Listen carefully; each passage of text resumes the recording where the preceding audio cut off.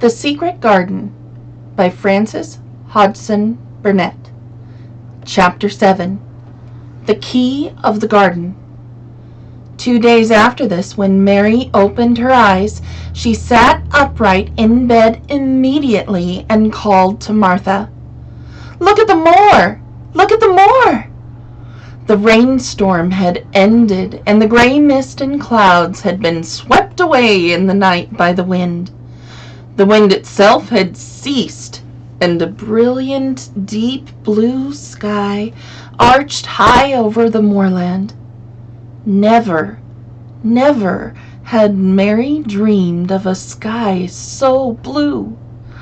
In India, skies were hot and blazing.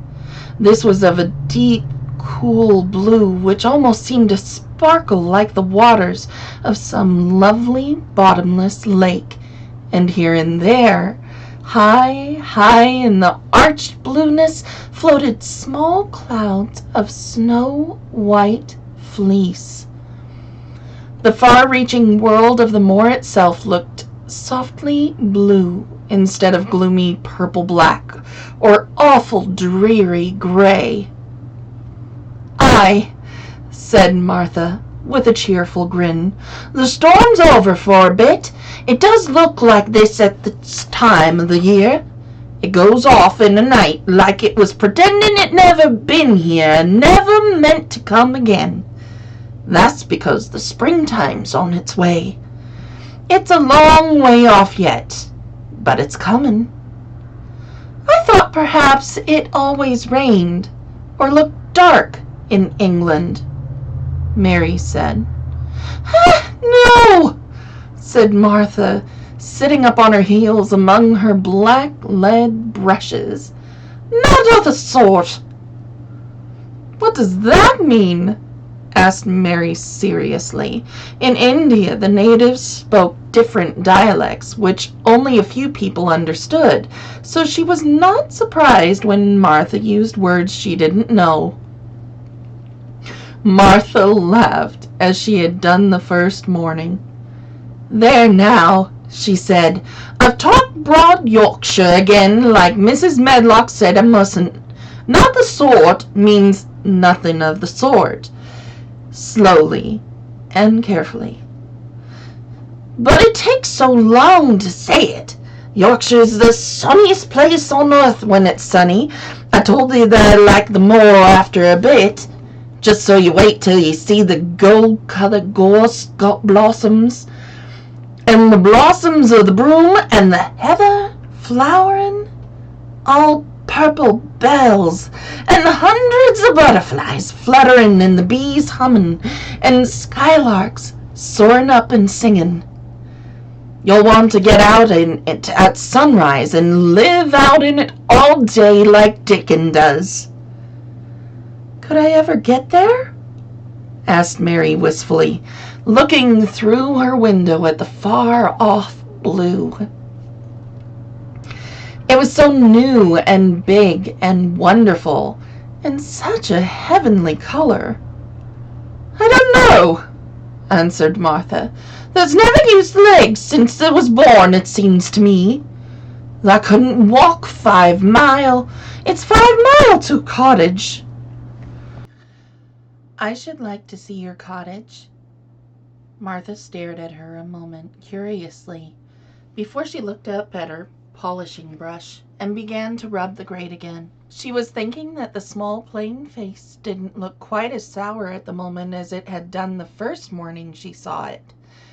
It looked just a trifle like little Susan Ann's when she wanted something very much. "I'll ask my mother about it," she said. "She's one of them that nearly always sees a way to do things. It's my day out today, and I'm going home. I'm glad. Mrs. Medlock thinks a lot of Mother. Perhaps she could talk to her." "I like your mother," said Mary. "I should think they did," agreed Martha, polishing away. "I've never seen her," said Mary. "No, that hasn't," replied Martha. She sat up on her heels again and rubbed the end of her nose with the back of her hand as if puzzled for a moment, but she ended quite positively. Well, she's that sensible and hard-working and good-natured and clean that no one could help liking her whether they'd seen her or not. When I'm going home to her on my day out, I just jump for joy when I'm crossing the moor. I like Dickon, added Mary, and I've never seen him. Well, said Martha stoutly, I've told thee the very birds like him, and the rabbits, and the wild sheep and ponies, and the foxes themselves. I wonder, staring at her reflectively, what Dickon would think of thee. He wouldn't like me, said Mary, in her stiff, cold little way. No one does. Martha looked reflective again. How does thee like thyself? She inquired, really quite as if she were curious to know. Mary hesitated the moment and thought it over. Not at all, really, she answered, but I never thought of that before. Martha grinned a little, as if at some homely recollection. Mother said that to me once, she said. She was at her wash-tub, and I was in a bad temper and talking ill of folk, and she turns round on me and says, the young vixen, there thou stands saying that doesn't like this one and doesn't like that one. How does thee like thyself? It made me laugh, and it made me bring my senses in a minute. She went away in high spirits, and as soon as she had given Mary her breakfast, she was going to walk 5 miles across the moor to the cottage, and she was going to help her mother with the washing and do the week's baking and enjoy herself thoroughly. Mary felt lonelier than ever when she knew she was no longer in the house. She went out into the garden as quickly as possible, and the first thing she did was to run round and round the fountain flower garden 10 times. She counted the times carefully, and when she had finished, she felt in better spirits. The sunshine made the whole place look different.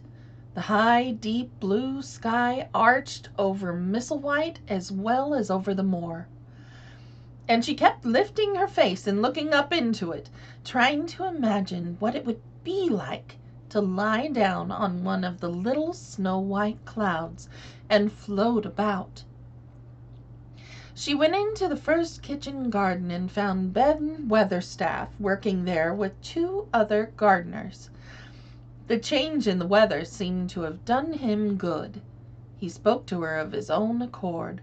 "Springtime's coming," he said. "Can thou not smell it?" Mary sniffed and thought she could.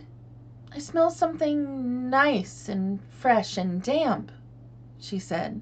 "That's the rich, good earth," he answered, digging away. "It's in a good humor making ready to grow things. It's glad when planting time comes. It's dull in the winter, and when it's got naught to do. In the flower gardens out there, things will be stirring down below in the dark. The sun's warming 'em.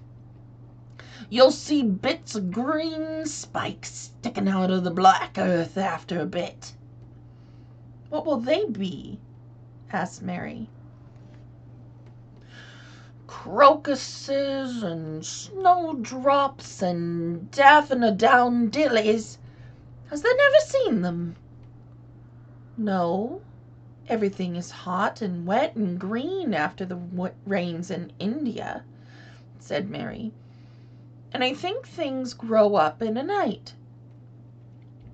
"These won't grow up in a night," said Weatherstaff. "They'll have to wait for 'em. They poke up a bit higher here and push out a spike more there and uncurl a leaf this day and another that. You watch 'em." "I am going to," answered Mary. Very soon she heard the soft rustling flight of wings again, and she knew at once that the robin had come again. He was very pert and lively, and hopped about so close to her feet, and put his head on one side, and looked at her so slyly that she asked Ben Weatherstaff a question. "Do you think he remembers me?" she said. "Remembers thee?" said Weatherstaff indignantly. "He knows every cabbage stump in the gardens, let alone the people. He's never seen a little wench here before, and he's bent on finding all out about thee.